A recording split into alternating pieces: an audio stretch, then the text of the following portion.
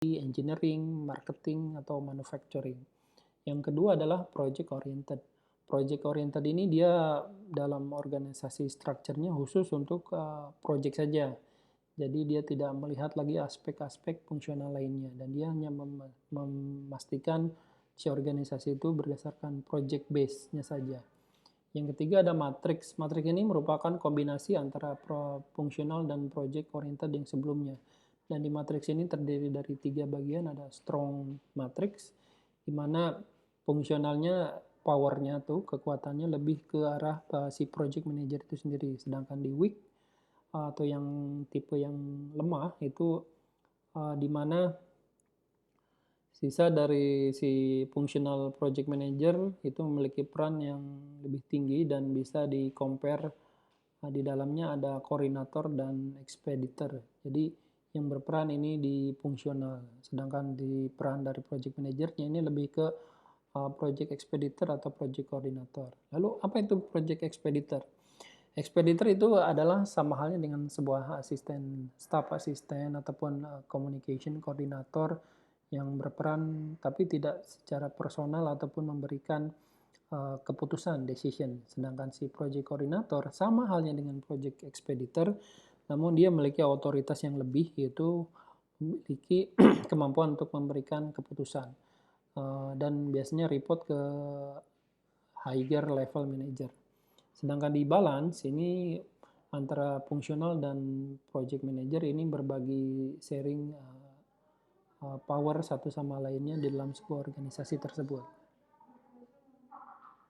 Terus kita latihan kali ini keuntungan dan kelebihan dan kekurangan dari sebuah tipe-tipe organizational structure, ada fungsional, project, dan matrix. Kita bahas selanjutnya. Kalau di fungsional ini yang bagusnya apa sih? Yang pertama, easier management of specialist, lalu team member report to only one supervisor, terus similar resource are centralized, dan biasanya perusahaannya terdiri dari spesialis-spesialis, lalu clearly defined career path. Jadi clearly defined dalam artian jika dia seorang engineer ya berarti fokusnya di engineer, di pekerjaan spesialisasinya. Sedangkan kekurangannya, tempat kerja dan people more emphasis on their functionality, dalam artian dia hanya fokus di sana saja, pada saat ada pekerjaan lainnya dia bisa jadi tidak concern atau tidak well prepare di concern di hal ataupun topik yang lain tersebut. Lalu no career path in project management, jadi dia levelnya sebagai spesialis ya berarti spesialis saja di organisasi tersebut. Lalu untuk project manager little no authority, jadi di fungsional organisasi ini project manager bahkan tidak punya atau fungsinya kecil seperti itu. Sedangkan yang kedua kita bahas keuntungannya, diantaranya efisien dari organisasi project, lalu tim loyalty dari timnya itu loyal terhadap project, lalu more effective communication dan fungsional, komunikasinya lebih efektif dibanding yang fungsional. Lalu project manager lebih tinggi powernya untuk memberikan keputusan. Sedangkan kekurangannya untuk yang project oriented tidak ada unit sebagai base-nya atau home-nya pada saat project-nya itu sudah selesai. Sedangkan kekurangan lainnya itu lack of specialization in discipline, dalam artian dia tidak memiliki spesiali atau kekhususan tertentu dalam disiplin ilmunya ataupun concern-nya. Lalu ada duplikasi dari fasilitas dan job function. Jadi karena ini project oriented bisa jadi dia handle 1, 2, 3 pekerjaan untuk hal yang sama. May result in less efficient of resources. Jadi resultnya lebih efisien, bisa jadi kurang efisien untuk penggunaan dari resource tersebut. Terus untuk yang matrix ini lebih banyak poin-poinnya, diantaranya keuntungannya.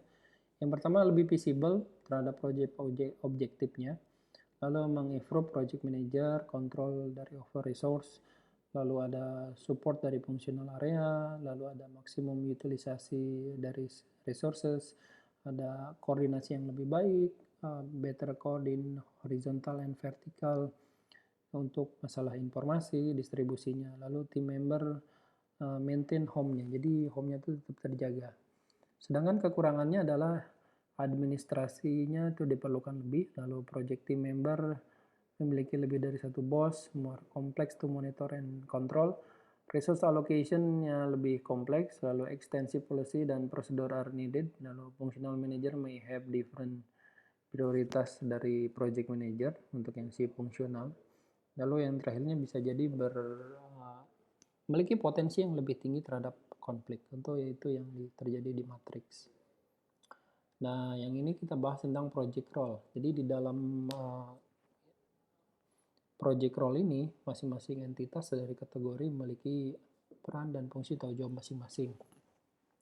Apa saja di dalam project tersebut? Yang pertama ada project sponsor atau inisiator. Itu adalah siapa sih project sponsor atau inisiator? Itu adalah orang ataupun siapapun yang memprovide dari financial resource, itu memberikan funding dari sebuah project dan support terhadap project dan memproteknya, memberikan keamanan dari project dari perubahan-perubahan yang tidak diperlukan.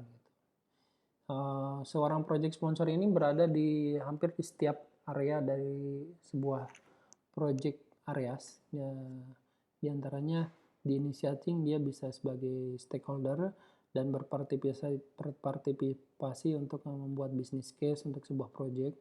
Sedangkan di planningnya dia bisa mereview dari WBS, mengidentify risk. Lalu untuk executing, monitoring dan control dia bisa support terhadap project manager, lalu memprotek dari perubahan-perubahan yang tidak diperlukan. Lalu pada saat closingnya dia bisa memberikan formal acceptance dari deliverable-nya. Lalu yang selanjutnya enable efficient dan integrated transfer to customer, lalu support terhadap historical report dari sebuah project. Yang kedua adalah project team. Siapa sih project team itu? Adalah grup ataupun perseorangan yang termasuk di dalamnya project manager yang bekerja untuk pekerjaan agar selesai, dan tim member bisa memberikan output project dan ataupun people are able to release from the project. Jadi project team ini bisa jadi perseorangan ataupun lebih dari satu orang, biasanya antara tim dengan project manajernya, dan biasanya memiliki role-nya diantaranya untuk membantu pada saat memplan apa yang diperlukan pada saat create work breakdown structure, schedule estimate untuk work package dan aktivitas lainnya. Jadi dan selama project executing dan monitoring itu berlangsung, tim member biasanya membuat aktivitas atau melakukan aktivitas untuk memberikan deliverable representasi agar work package-nya itu memastikan tidak ada deviasi dengan project management plan. Yang ketiga adalah stakeholder. Stakeholder adalah siapapun yang bisa memberikan dampak terhadap project, baik positif maupun negatif kepada project. Dia aktivitasnya atau role-nya itu meng-create project charter dan project scope statement, membuat project management plan, approving project changes dan change control board, lalu identifying constraint dan assumption. Lalu yang keempat ada functional atau resource manager, yaitu memanage dan bertanggung jawab terhadap tim ataupun orang-orang ataupun resource fisik lainnya yang ada di setiap spesifik departemen, contohnya IT, engineering, public relations, marketing, dan biasanya bekerja dengan seorang PM untuk mencapai goal target dari project tersebut. Dan role-nya adalah diantaranya berpartisipasi dalam initial planning, sampai dengan work package atau sampai dengan aktivitas yang sudah diberikannya. Lalu memprovide subject matter export itu ada di fungsional, lalu memimprove dari resource utilisasi, itu adalah bagian-bagian role dari functional resource manager. Yang kelima adalah project manager. Siapa sih project manager itu? Project manager adalah seorang yang manage dari sebuah project untuk mencapai dari project objektif dan mendeliver value dan benefitnya atau manfaatnya kepada organisasi. Dia bisa memiliki role-nya itu diantaranya membantu menulis project charter, in charge dari project, tapi tidak in charge concern dengan resources, karena biasanya ada di bagian fungsional. Lead dan direct project planning report, lalu say no when necessary. Jadi bisa berkata tidak kalau memang diperlukan dalam sebuah project team atau meeting. Selanjutnya ada portfolio manager. Dia memiliki tanggung jawab sebagai tata kelola atau dari executive level untuk sebuah project atau program yang dikombine dalam sebuah portofolio. Role-nya sendiri adalah diantaranya memanage berbagai project dan program yang besar dan biasanya tidak related satu dengan lainnya. Mengensure selected project provide value to the organisasi, getting the best return from resource invested. Jadi memastikan untuk mendapatkan return yang terbaik dari resource yang sudah diinvestasikan. Yang ketujuh ada program manager.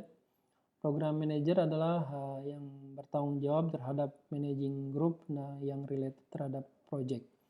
Project combine into program untuk sebagai mengkontrol, mensupport, dan guidance. Dan program manager juga memastikan untuk bekerja agar sesuai dengan target dan goalnya. Dan role-nya sendiri diantaranya managing related project untuk achieve result yang berhubungan dengan project tapi terpisah, bisa jadi yang project-projectnya berbeda-beda, dan memastikan project itu mensupport dan strategic goal dari sebuah organisasi, memberikan arahan, guidance, supporting dari individual project manager. Oke, selanjutnya kita akan bahas tentang Organizational Project Asset atau OPA. OPA ini paling banyak keluar dari materi-materi project management atau PMP.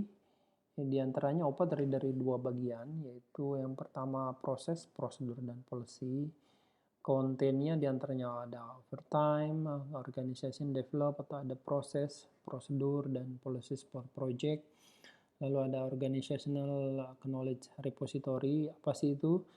Itu adalah tipe lain dari sebuah organizational process asset, di mana organizational knowledge repository ini include informasi yang berhubungan dengan project. Di antaranya historical itu ada aktivitas, WBS atau Work Breakdown Structure, benchmark, report, risk report, dan risk responnya, dan estimasi-estimasi yang ada di dalamnya itu dicatat dan ada dimasukkan dalam OKR ini, Organizational Knowledge Repository.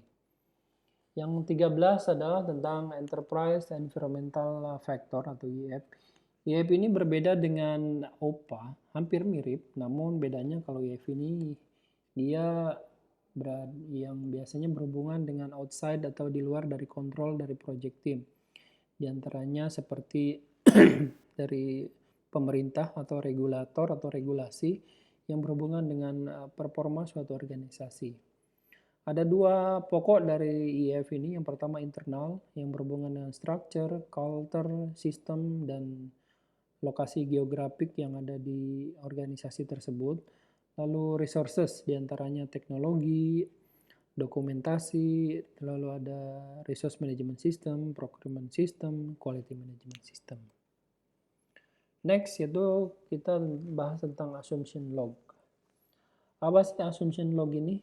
Nah, itu adalah repository dari dua asumsi. Yang pertama asumsi dan yang satu lagi constraint. Biasanya dimulai dari awal dari sebuah project atau project charter itu di develop. Asumsi adalah mengkomparasikan sesuai dengan ekspektasi. Jadi ekspektasi kita seperti apa, ini di compare, itu muncullah asumsi.